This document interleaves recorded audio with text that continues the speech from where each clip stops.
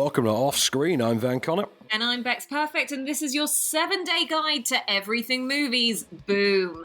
So, boom, again on the couch for one more week. But, there are movies opening in cinemas this week. This is going to become more of a frequent thing now. It seems Miss Perfect. They seem to have a desire to populate the cinemas with new films again, two of which we're going to talk about this week. And the first is, this is not one you're going to see advertised on the side of buses. Let's just put it that way. This is not one you're going to see, actor who recently starred in a perfume advert is the title. This is not one of those.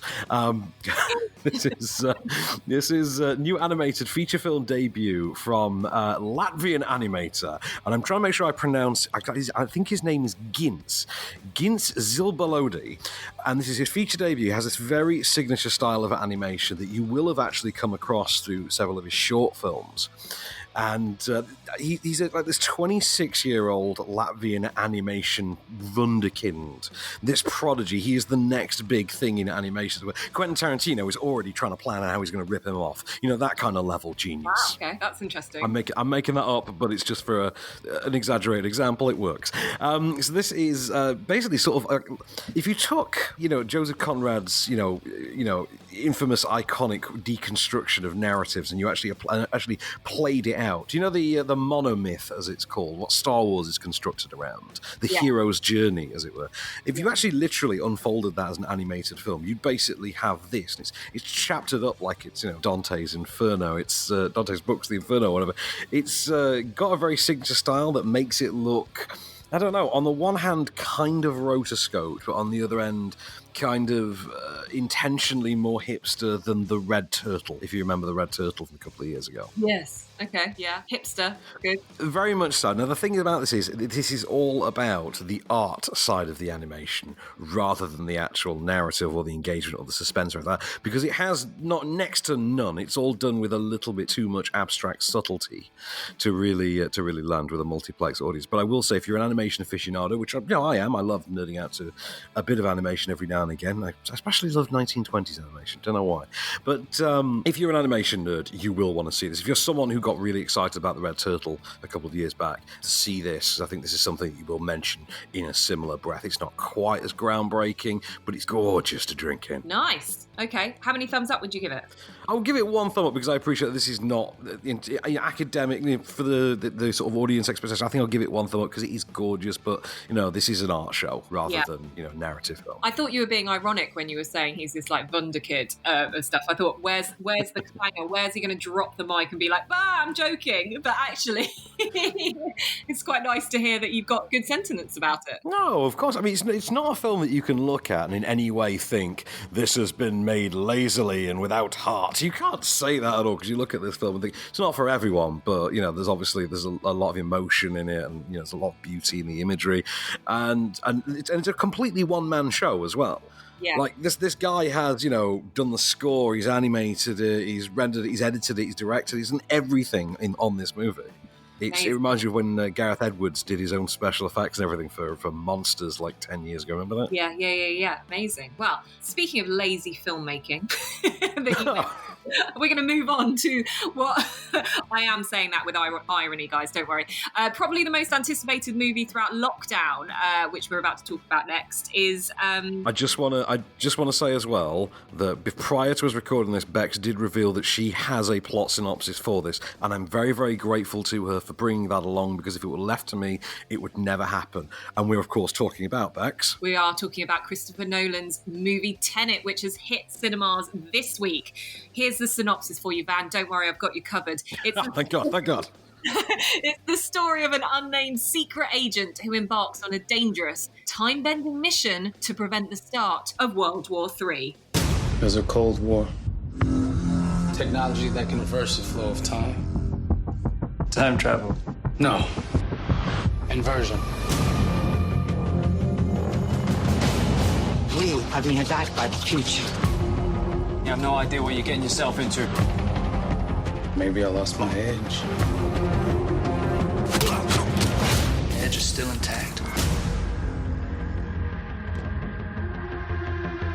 There is a character in this at the beginning who basically says to the protagonist, who is played by David John Washington, don't try to understand it.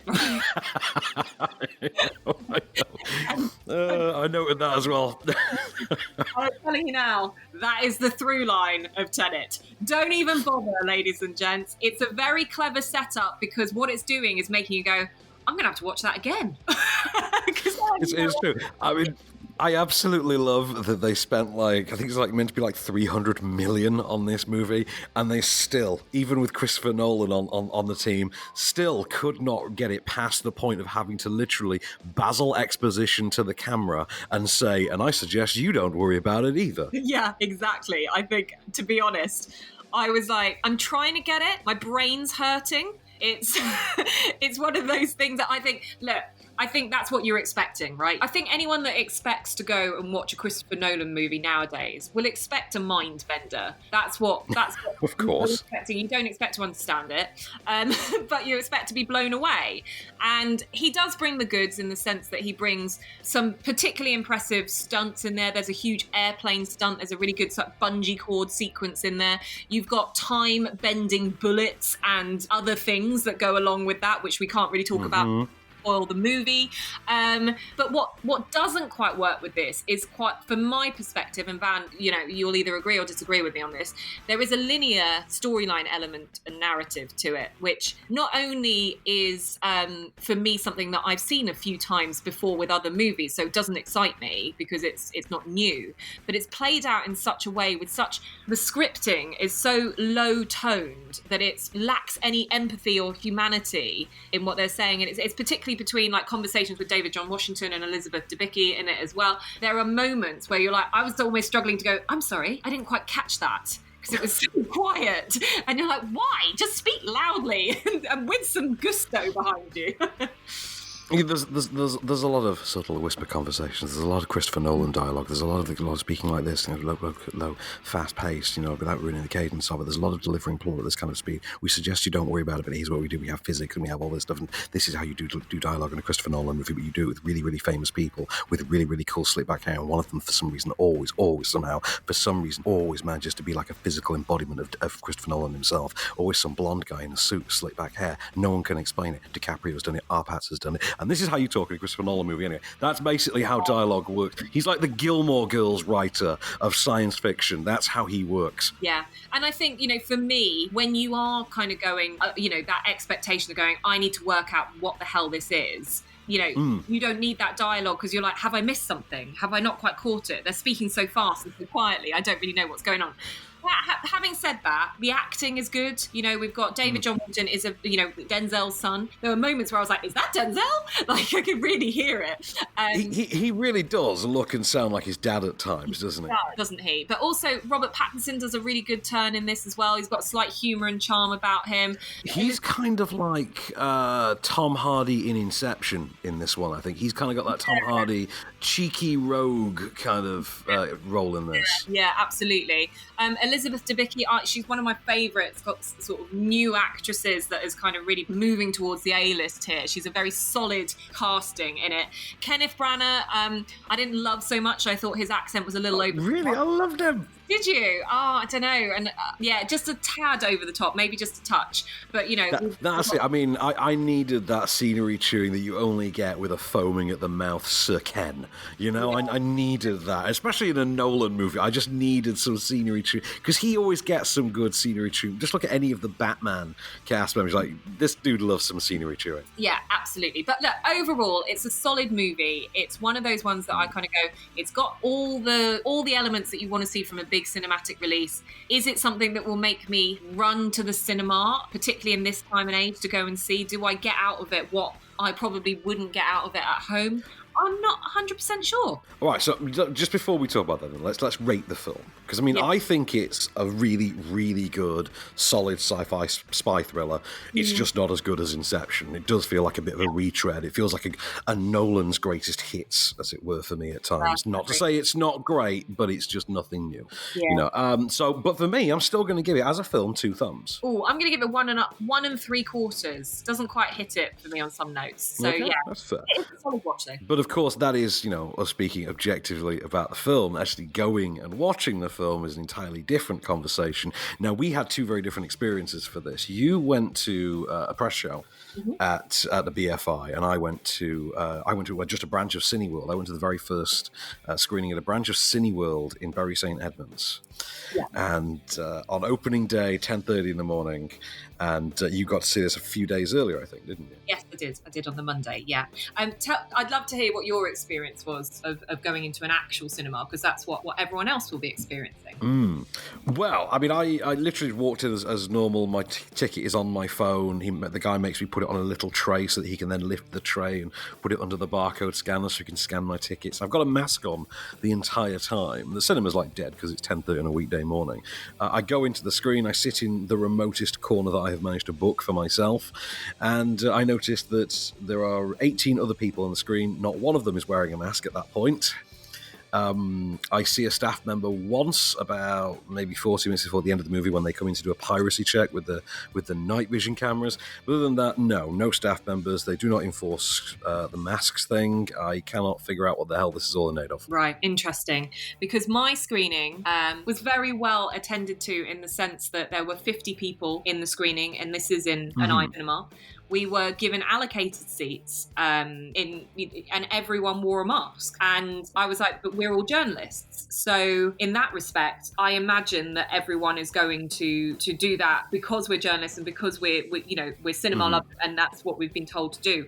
I couldn't possibly imagine that would take place in a normal cinema, because I walk into my local post office and people aren't wearing masks.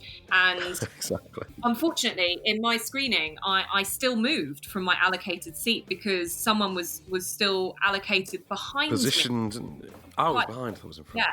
And so for me, and given the allocations, and that is all in line with social distancing, don't get me wrong on that is all in line with it, but it's down to your own personal risk levels. For me, to feel safe in a cinema, I actually don't want to be anywhere near anyone. So I voluntarily moved myself to the side row where I didn't have anyone probably within 5 meters of me. And for that reason, I felt better about things. However, capacity-wise, there is a lot more than 50 people or 10 people that are going to be allowed into those cinemas. And I think, of course, you as an audience member who is planning on going to the cinema have to work out what your own personal risk levels are in order to whether or not you'll feel comfortable with that. I agree. I think speaking for the public and going to sort of public screenings, I think what I would say is it's going to depend on your choice of preferred chain. I think I know people who've gone to Curzon cinemas, for instance, who went to see Tenet at Curzon cinemas and who had an absolutely great time and were really kind of really overjoyed by the level of specificity in their social distancing guidelines and how they were enforcing things like that. I can't say the same of Cineworld in this case, which is a shame, but I look forward to seeing what the other ones, what the Light, View, Odeon, etc. have in store for us. But so far, Cineworld, nil point. Nil point for that. Nil point. IMAX, a few points, but still some tweaks to do. Brilliant. Okay, coming up next, guys, we're going to be talking about all the top films that you've got to watch on your telly box. So stay with us.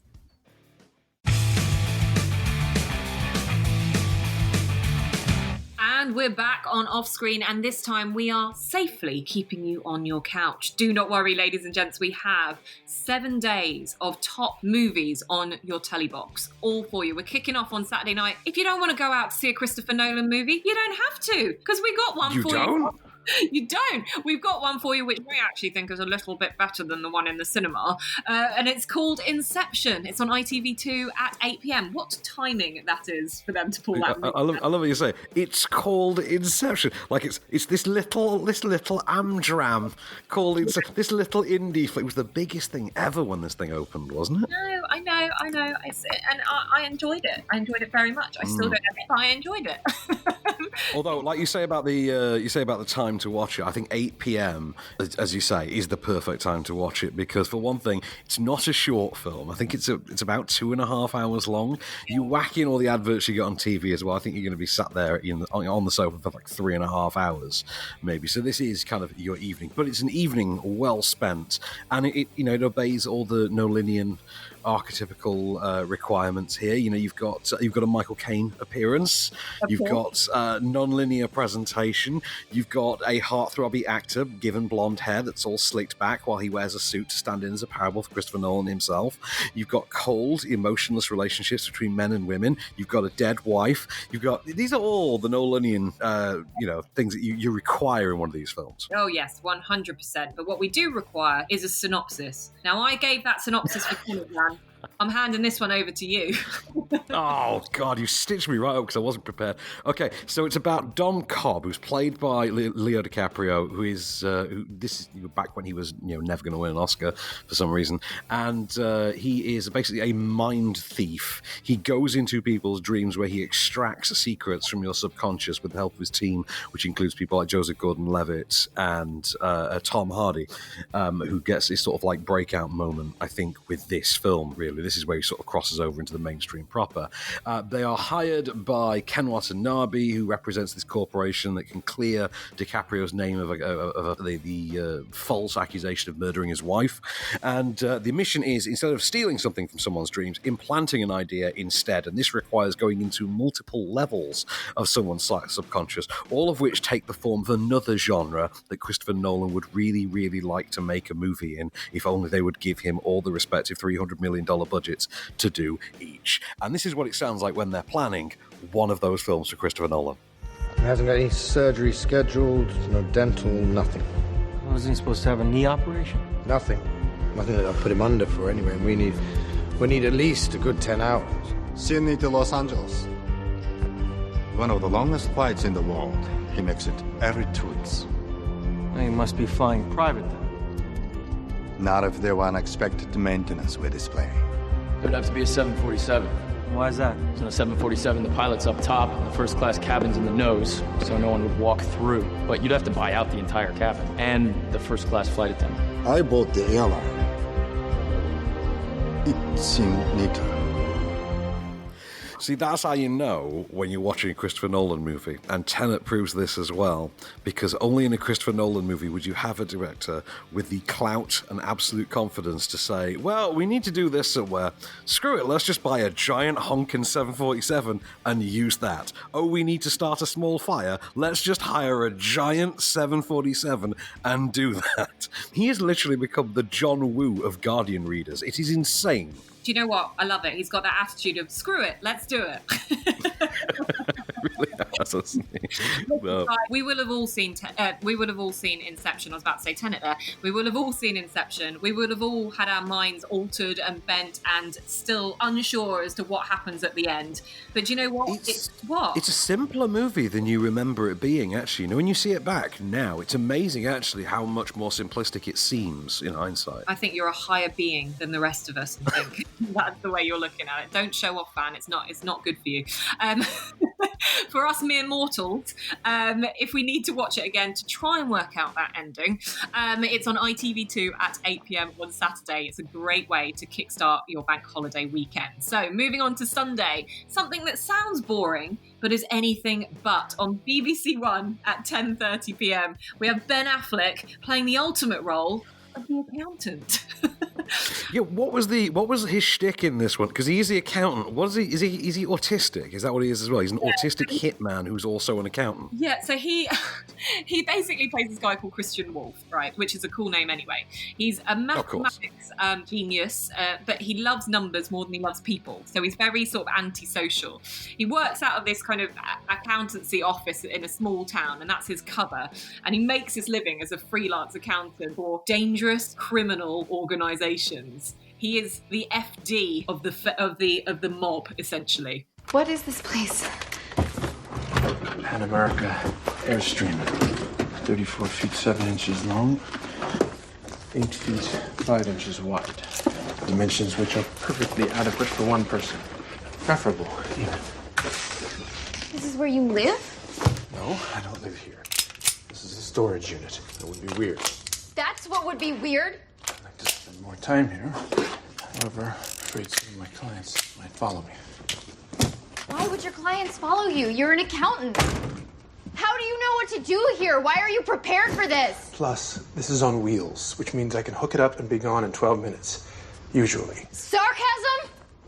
Is that sarcasm? No, that's not sarcasm. I don't use sarcasm. It's irritation. Everything in the world that is important to me is in this trailer. And right now, changing my routine for you is jeopardizing that. This is a classic case of terrible name of the film, terrible marketing, but actually a really good film. I will go with you on that one, yeah. This was pretty good, wasn't it? Yeah, it was really good, and I really wanted to see a follow-up to this, but because nobody went to go and see it because it's got such a terrible... What? We apparently are getting a sequel to The Accountant because it was made for such low money that the small amount that it did earn did put it in profit. So we are getting The Accountant 2 with Gavin Conner directing and Ben Affleck coming back, apparently. Then that is music to my ears. So, ladies and gents, you better get like up on it in terms of learning what this movie is about, because it is really fun. Like, it's kind of a mob style movie with numbers. In a way. What's it? It's a hitman thriller meets Rain Man at times, I guess. Yeah, something along those lines. Great cast: Ben Affleck, Anna Kendrick, who you also heard in there. J.K. Simmons is in this. John Lithgow is also in the movie as well. It's got a great cast. It's got a really solid storyline. It's got fun twists and turns in it that are uncovered. And I quite like Ben Affleck playing Rain Man in a way. I think it works really well for him. But it needed to have more praise than it got, and it needed to have more viewings at the cinema. Give it the what it's due on the small screen, I think. For the record, I mean, we disagree on one point, but I don't think it's altered either of our enjoyment comparatively. I think Ben Affleck is enjoyably terrible as an autistic man, because Ben Affleck's version of playing an autistic man is simply to play bored Ben Affleck. And it's so astonishingly bad that it makes me appreciate and enjoy the movie on a whole other level. This is why I want 9 sequels to The Accountant. 9, just 9. Very specific. Just 9. I'll settle for 9. Okay, all right. We'll see. We'll see if we can open the books for that one. See what I did there. 10:30 on BBC One on Sunday it is then, for the first. Alrighty. Now, from Rain Man, one thing that Rain Man was actually good at was counting cards, right? Oh, I see what you did there. You were wondering, your face was a bit like, what is she doing? So I'm gonna segue over to our next film, which is on Monday night, BBC 2 at 10 p.m. It's not about counting cards, or is it? It's called Molly's Game, and it stars Jessica Chastain. This is an Aaron Sorkin written movie. And did Aaron Sorkin direct it? Yeah. I think he directed this one as well, if memory serves. Yeah, it came out in 2017. It's the story of Molly Bloom, a beautiful young Olympic-class skier who actually ran the world's most exclusive high-stakes poker game before being arrested in the middle of the night by 17 FBI agents. You didn't do anything wrong. I threw 4 people under the bus for $35,000, Charlie. I noticed you kept that out of your speech to the prosecutor. No, don't do that I took to me. advantage of gambling addicts. Donnie Silverman, my brilliant find. He lost Molly, $6 million stop. on my table. Stop. Moved to Florida, got a job as a substitute teacher, then hanged himself. Oh, and in that's his shower. your fault. That's Donnie not your Silverman's fault. dead. Harlan Eustace is in jail in Nevada, wishing he was, but that's not why I'm saying no. You're not saying no. I was named after my great-grandmother. I don't care. Molly. We will stay here all night is my until you name. understand. Until you understand, nobody gives a about your good name. I do. Why? Because. Why? Because. Tell me why. Because it's all I have left. That's clearly intended to be the Oscar clip there, one assumes. But I remember this movie being in development, and I think I remember being really excited when it was announced that Aaron Sorkin was taking it on, because the actual story of Molly Bloom is fascinating. And funnily enough, Ben Affleck was one of the gamers at one of her regular games. She had a roster. There's a whole scene at the beginning of Ocean's 11 that seems to be in reference to her, where you got all the celebs turning up to play poker. And you wind up with people like Topher Grace appearing and things like it's Brad Pitt giving the lesson in Ocean's 11. But in reality, there's certain things that have been covered up, have been selectively edited for her book to protect anonymity and stave off legal action, things like that. If you watch the movie, you will genuinely want to know who those people are. I will tell you, the one that you'll have the biggest question about, I'll just say Spider-Man and leave it there. If you're wondering who that person really was after you watch this brilliant movie, who the real actor was, I'm just going to say Spider-Man and leave it there. Anyway, so Molly's Game is on BBC 2, 10 p.m. on Monday night. I cannot recommend highly enough that you check it out. Yeah, it's a really, really good movie. So there we go. That is your Monday night sorted. We've sorted out your weekend, this bank holiday weekend. So listen, go and enjoy. We'll be back very shortly with the rest of the week's movies.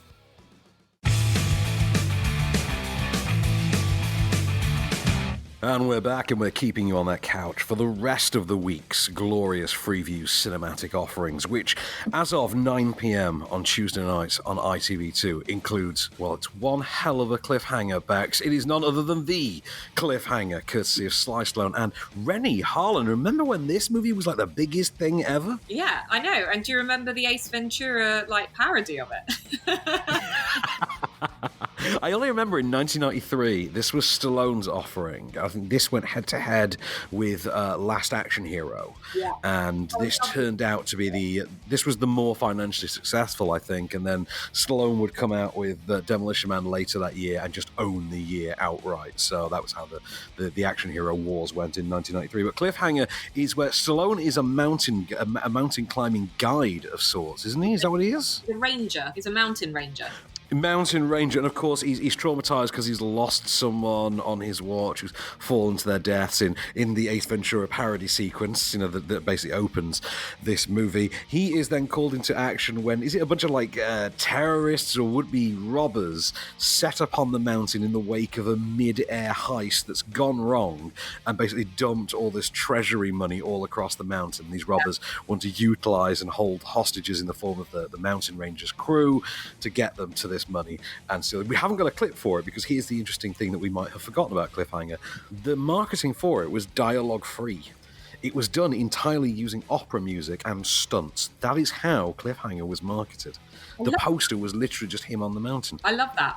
That element of suspense, keeping you on a cliffhanger. This is exactly what this movie was all about. So brilliant. Listen, guys, 1993, it's one of those golden years for movies. And do you remember who played the villain in Cliffhanger? This is the most important part of the whole movie. Wait a minute. No. Who was it? It's John Lithgow, ladies and gentlemen. John Lithgow is the villain in this Stallone movie. That is the reason you see it. Oh, yes. Very much so. Listen, guys, that is it. That is Cliffhanger. Go back to the golden age of movies. Go back and enjoying this time, 1993. It's a fine...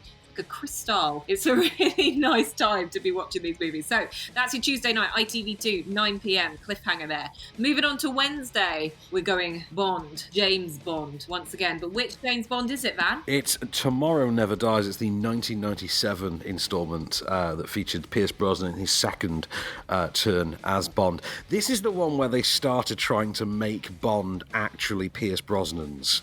Whereas, they'd sort of brought back the elements of the original Bond for GoldenEye, and they just sort of assigned it to him.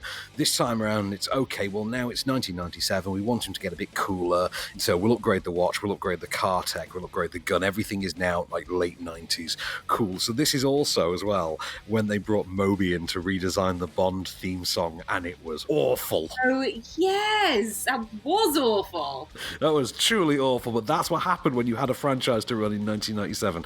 This is the movie as well in which Bond goes after a very thinly disguised version of Rupert Murdoch, played by Jonathan Pryce as the media mogul Elliot Carver, who, in a plot lifted directly from The Spy Who Loved Me, which this film more or less serves as a direct remake of, basically you have a war being manufactured between the Chinese and the Americans. Bond discovers that this media mogul is using his satellites to corrupt the then cutting-edge GPS tracking system. That's how long ago this was. Really, they talk about it like it's a miracle of science. Yeah. It is amazing. Oh my god, it is so of its time, isn't it? Hilarious. It is, and Bond has to team up with his Chinese counterpart, played by Michelle Yeoh, to save the day. I believe you once had a relationship with Carver's wife, Paris. That was a long time ago, Em. Before she was married. I didn't realize it was public knowledge. Queen and country, James. Your job is to find out whether Carver or someone in his organization sent that ship off course and why. Use your relationship with Mrs. Carver if necessary. I doubt if she'll remember me. Remind her. Then pump her for information. You'll just have to decide how much pumping is needed, James. If only that were true of you and I, Moneypenny. Do you know what? This is one of the Bond movies which I think lacks the A-list bling in a way. So we've got Michelle Yeoh, but she's not A-list. We've got Terry Hatcher in this. Again, she was the lowest, but she's not really the A-list. She was also the first pregnant Bond girl, would you believe? Because she's actually pregnant during the filming of this, so she was historically the first pregnant Bond girl. Oh, wow. Okay. And then obviously Jonathan Pryce there as well. And I thought that was Judi Dench that we were listening to in that clip until she said Moneypenny. It was? Oh, it was? No, there was the Judi Dench and Moneypenny in a car with Bond, and I think Tanner as well. Oh, I see. Okay, so there you go. You got a bit of A-list in there with Judi Dench, but do you know what? It's not the most starstruck, but it was 100 million to make it, I think, or something stupid, and and it made stupid money back as well. It was huge. Yeah. So there we go. 1997 for you. If you want to rewatch it, it's on Wednesday, ITV4 at 8 p.m. It's fascinating as well when you look at it now, because you know how Bond movies have always reflected the times, what the industry was like at the time which that film is made. So you look at like Casino Royale and Quantum Solace, and they're very influenced by Bourne, for instance, because that's what everyone was trying to rip off at that point. And this goes back to like the 70s when they were doing blaxploitation Bonds, and then Bond Goes to Space and things like that. And you look at Tomorrow Never Dies, and it's very interesting that it's trying to capitalise on the then revival of primetime TV in the form of Lois and Clark, New Adventures of Superman, because Terry Hatcher was the biggest thing on there. Yeah. And the other side is, let's try and take on some of the Asian cinema that's becoming more and more popular in the sort of early years of the internet, like Jackie Chan on the rise and things like that. So it is interesting to see those two things fused up in a Bond movie. Yeah, it's good. It's Bond with a conscience. A social conscience, as it were. Early internet paranoia. There we go. Right, let's move swiftly on to Thursday. 47 Meters Down. I haven't seen this, but Van has, and assures me that it's a great film with Mandy Moore in it, and it's on Film 4 at 10:50 p.m. Right, I'm going to be really honest. Like, when this movie was sold to me, it was literally sold to me on the concept of Mandy Moore's in a swimsuit in a cage surrounded by sharks for like an hour and a half, and my immediate response to that was just shut up and take my money. So this is also a weird one because I interviewed the director of this, I think like a year before, for a horror movie starring lady from Walking Dead, whom I like very much. I can't remember her name now, but Johannes Roberts directed The Other Side of the Door as well. And this is the story of two American teenagers who are on holiday in, I think it's Mexico or something like that. They do the shark cage diving experience, only for it all to go wrong. The cage snaps free and just plummets to the bottom of the ocean and is now surrounded by sharks as the boat has seemingly left them. Come on. I just don't feel safe in this cage. At least we got to see some sharks. I mean, I guess so. It's just so cool. I can stay down here forever. Hey, Taylor, once Lisa's out, can I go back down again?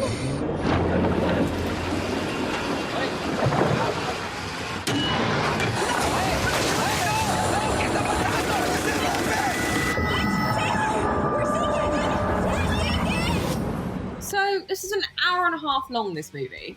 So you've told us what happens in it. Are we just watching two teenagers wrestling sharks for an hour and a half? But I mean, would that be the worst concept for a movie? You've spent an hour and a half watching Ryan Reynolds in a box once at some point in your career. You've seen infinitely goofier ideas. You've seen Sandra Bullock float through space for an hour and a half. We've seen weirder concepts done. Yeah, but I'm not interested in this. This is actually really good. This is not only that, this is actually decently a cult hit as well, because we're getting a sequel, which by all accounts is actually not bad. I've not seen it, but it does star Sistine Stallone, easily the most glorious of the Stallone daughters. And don't ask me how I know that. Let's just say my Instagram follow history is very, very weird. Anyway, for weird and scattershot and random, you can't just open the book of my life halfway through and jump in. But 47 Meters Down Uncaged, I will get to watch at some point. That's what's important. Do you know what? Just say, if you want to chuckle some kind of decent, like The Shallows underwater, it's a good time. You can see it's at 10:50 on Film 4 on Thursday night, which means that'll probably be done about 20 past midnight that night. So decent one to fall asleep to, I think. Yeah, fall asleep maybe just after the credits. Right, so Ooh, down girl, wow. No, sorry, just doesn't really float my shark cage. Doesn't float your shark cage. No, I mean, what I really love is that you could have literally said float your boat and the pun would have worked equally well. Yeah, I know. I'm just trying to I'm just trying to be cool, Van. Just trying to be cool and filmy, yeah? Yeah, cool, fine. Move on. Right, okay. Speaking of being cool, there's nothing cooler than being super bad. Super bad. Oh, super bad. What more can we say about this movie, the iconic movie that is on the channel Dave at 9 p.m. God, I didn't even know Dave channel existed still. It does. Dave does periodically show movies. Sometimes they do show like comedy classics, but they do tend to be things like Dumb and Dumber. Yeah, okay. Well, yeah, fine. Dave, 9 p.m, your Friday night sorted. If you haven't watched this in a while, it's two high school boys who just want to enjoy their lives to the fullest before they go to different colleges. However, they land themselves in a bit of trouble. Yo, guys. What's up? Fogel, where have you been, man? You almost gave me a goddamn heart attack. Let me see it. You out or what? No, man, I got it. It's flawless. Check it. Hawaii. Uh-huh. All right, that's good. It's hard to trace, I guess. Wait, you changed your name to McLovin? McLovin? What kind of a stupid name is that, Fogel? What, are you trying to be an Irish R&B singer? Oh, they let you pick any name you want when you get down there. And you landed on McLovin. Yeah, I was between that and Muhammad. Why the would it be between that or Muhammad? Why don't you just pick a common name like a normal person? Muhammad is the most commonly used name on Earth. Fogel, have you ever actually met anyone named Muhammad? Have you actually ever met anyone named McLovin? I love this movie so much, and I haven't seen it in so long. And I mean, I think because I've seen Booksmart so many times in the last couple of years, it's kind of rendered the need to see Superbad again kind of inert. But I would like to see Superbad once more. I think the subplot, you've got the two boys played by Jonah Hill and Michael Cera, who are very obviously sort of thinly disguised sort of avatars for Seth Rogen, Evan Goldberg. I mean, they're even called Seth and Evan. And then you've got the B plot, which is they're going to get booze, and in the B plot you've got Bill Hader, whom I adore, as you know, Seth Rogen, who's the king of cool, and McLovin on their cop ride-along adventure, which I think is even better than the primary storyline. I can't wait to see Superbad again. So 9 p.m. on Friday night on Dave. You know what? You're right. That is my Friday night sort of Becks. That is what I'm going to do next week. That is good, and that is good to hear. And I hope that sorts all of your Friday nights as well. So if you haven't found what you're looking for on Movies on TV, then don't worry. We're coming right back at you with more things to watch, and this time on streaming.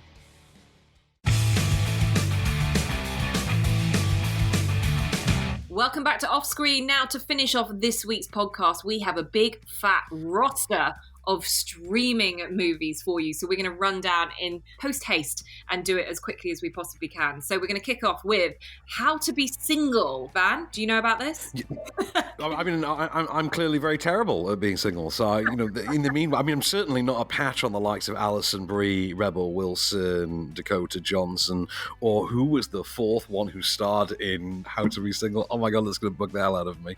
I do remember that this was a pretty decent rom-com. Yeah. That the whole, I remember it was basically a rom-com about four friends, and each one had their own rom-com plot, as it were. It was what, sorry? Leslie Mann is the fourth person. That was it. Leslie Mann. Wasn't Leslie Mann's whole thing that she was going to go out with a younger dude? That was her storyline, was she had to adjust to date a younger dude. Alison Brie's one was that she was a data-driven person and was only interested in like online dating and basically engineering the perfect algorithm to find it. Do you know what? I tell you what, she actually explains it better than I do. You're a pretty girl. This is New York City. There's like 1 billion people outside that door. Yeah, but how many eligible people? Here. Okay, there are 8 million people in this city. Sounds like a lot, right? Half of them are women. And as hard as I tried in college, I don't swing that way. So, 4 million men. And then you gotta have some age limits. Let's say over 20, keep it legal. Under 40. Keep it sexy. Now it's 1 million. Right. We're talking about 1 million guys. But half of them are married. 10% are gay. I want someone college educated, not too ugly. So, there's your boyfriend. I wish. He's gotta be taller than me, and he's gotta want kids. So yeah, I'm on 10 different dating websites to increase my odds. That's her list is almost as long as our list for this segment of the podcast. That's very true, isn't it? Yeah. So How to Be Single. It is a really decent rom-com. It's good fun, easy watch. It's on Amazon Prime, as is our next movie. This is all available from Monday. The next movie we've spoken about many a times. I think last week. We spoke about last week on Freeview, didn't we? Yeah. Last week, if I was on the dating scene and a guy hadn't seen The Notebook, I'd seriously consider whether or not to have a second second date. That's a deal breaker right there. Oof. Deal breaker, yeah. So, The Notebook is on Amazon Prime as well, Monday the 31st. Ryan Gosling and Rachel McAdams. The ultimate weepy, the ultimate one that you ladies know that every man should watch too. I speak on behalf of my gender. I agree wholeheartedly. I think we all should have watched The Notebook by now. Yeah. So moving on then, the following day, so on Tuesday the 1st, it's all about Netflix though. I mean, Prime's got the Monday, Netflix has got the Tuesday, and Netflix, they're coming back hard. They're hitting back hard with just this roster of just, it's a mixed bag of amazing movies and just enjoyable schlock. Yeah. So, first and foremost, the acclaimed and wonderful A Beautiful Mind, starring Russell Crowe, directed by Ron Howard, and this was quite a very critic buzzy, acclaimed sort of conspiracy thriller, wasn't it? Back in 2000, I want to say 2001, 2002. Yeah, maybe around that time. It's one of my favourite films. Is it? Yeah, I absolutely love this film, and I love everything that Russell Crowe does in it, and well deserved in terms of his Oscar as well. John Nash that he plays? Nash, yeah, and his wife, played by Jennifer Connelly in this. It's just heartbreaking. But also like that intelligence, it is 2001, I've checked for you, that intelligence that goes behind being this mathematical genius.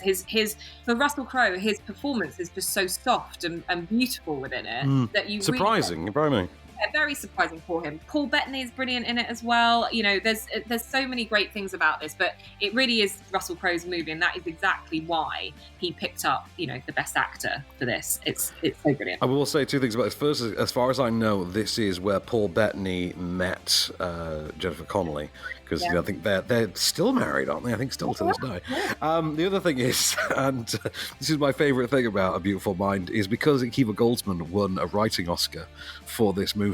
It was upon that day in early 2002 that I finally got to declare, that's it, guy that wrote Batman and Robin finally won an Oscar.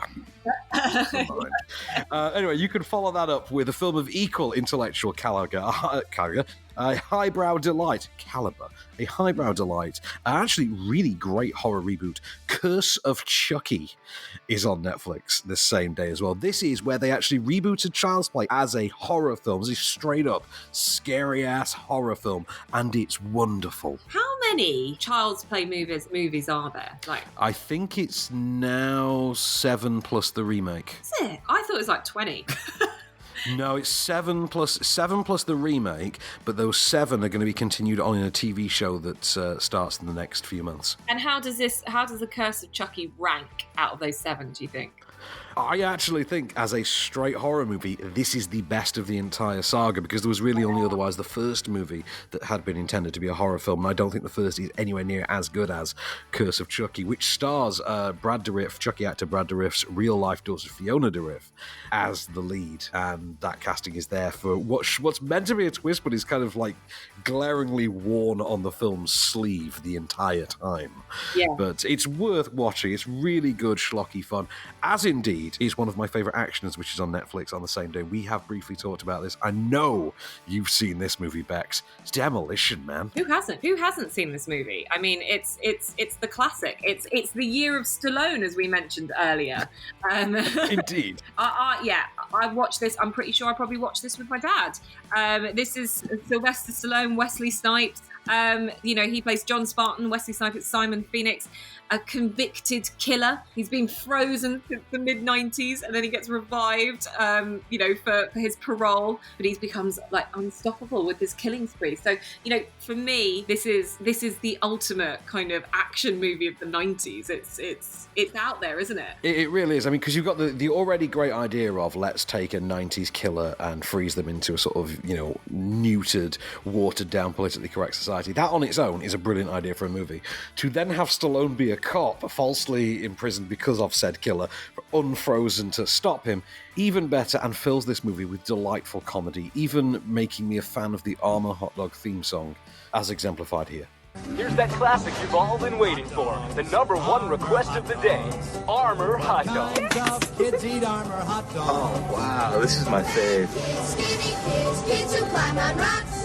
Tall kids, sissy kids. Even kids with chicken pox love hot dog. Armour Hot Dogs. The like dogs. Kids love to fight.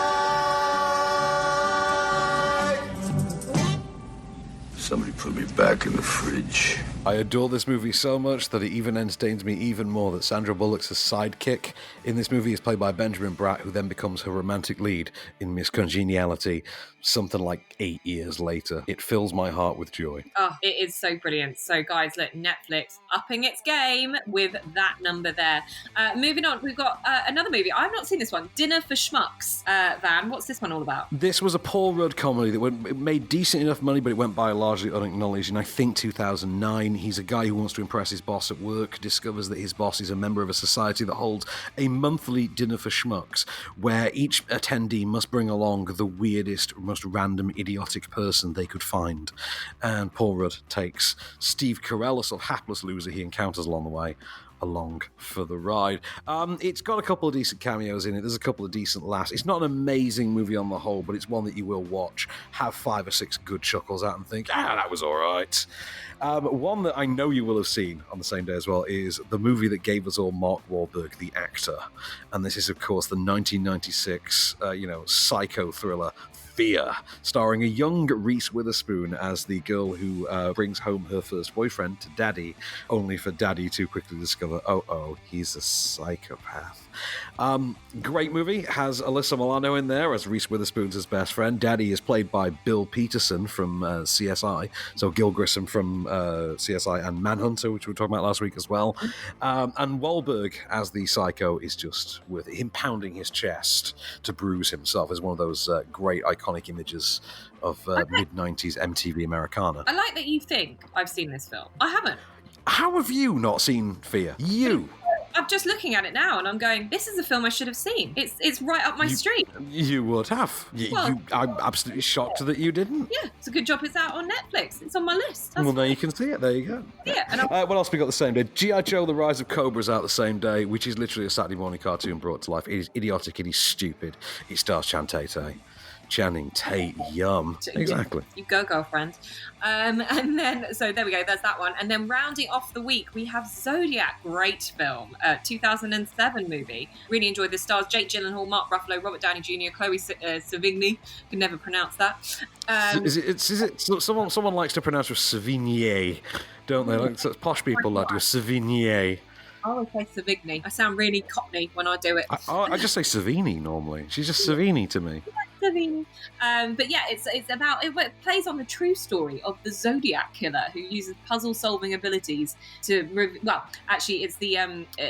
it's a cartoonist, was it, by profession? Yes, it was about a cartoonist indeed. Yeah, and he's about the Zodiac killer, doesn't he? So he uses puzzle solving to kind of reveal who the Zodiac killer is. Even though I don't think in real life we ever found out who the Zodiac killer was. Well, we didn't until his son ran for president 4 years ago, and then he was outed. But other than that, no, we never found out who the Zodiac killer was. But I'm sure Ted Cruz has some answers.